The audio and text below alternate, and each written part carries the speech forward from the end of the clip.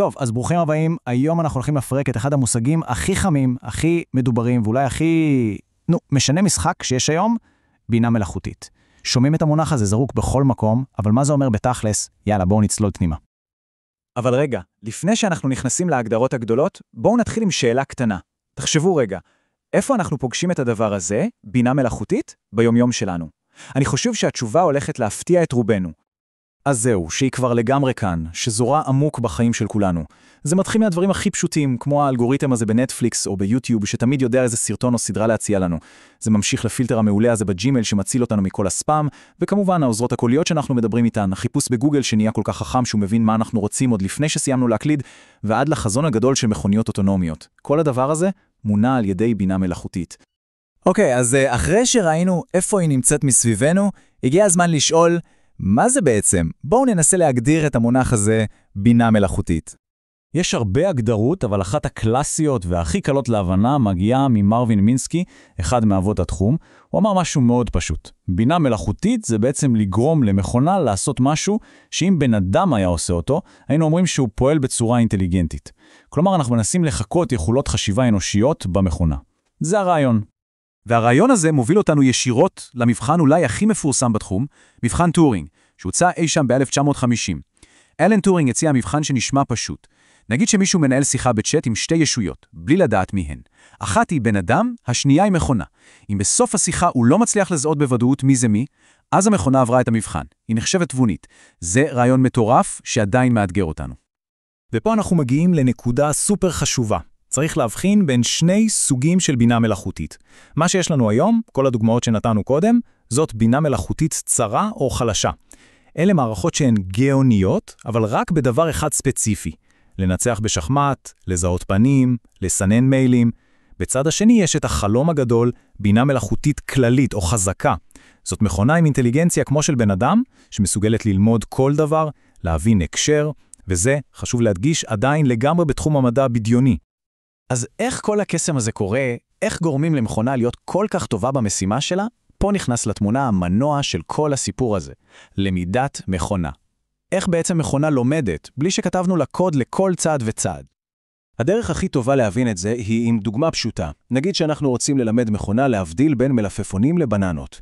במקום לכתוב לחוקים כמו אם זה ירוק וארוך, אנחנו פשוט מראים לאלפי תמונות של מלפפונים ואלפי תמונות של בננות. זה הכל.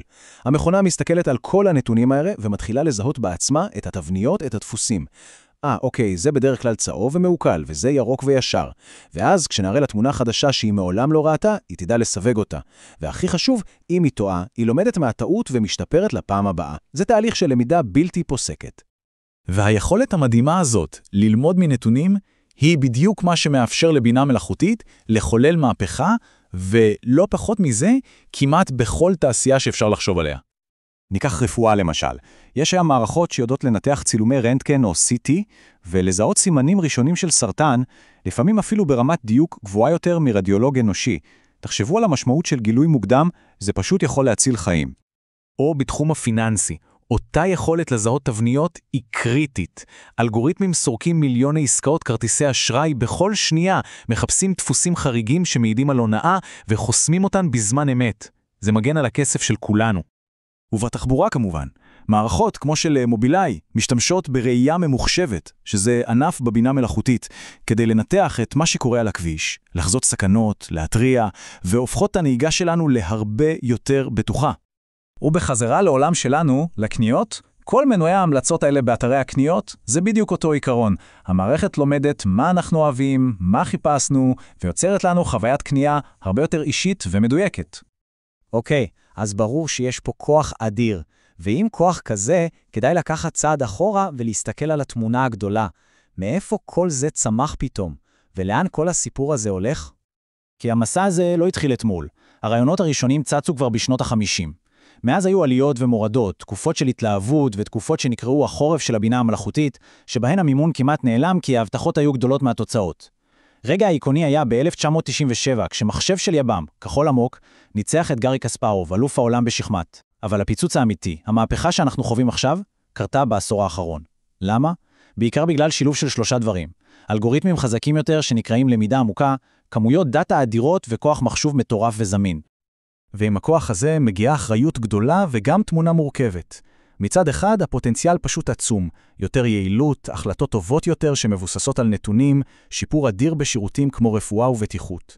אבל מהצד השני, יש אתגרים אמיתיים, החשש מאובדן משרות, הסכנה שמערכות כאלה ילמדו וישקפלו הטיות ודעות קדומות שיש לנו כבני אדם, וכמובן, כל נושא הפרטיות ואיסוף הנתונים.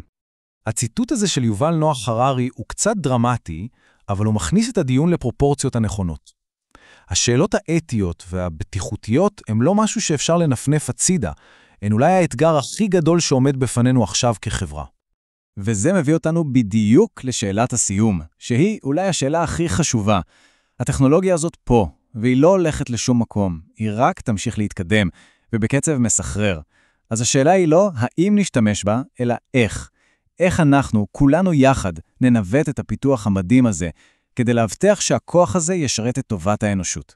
זו שאלה פתוחה, שכנראה תלווה אותנו עוד הרבה מאוד זמן.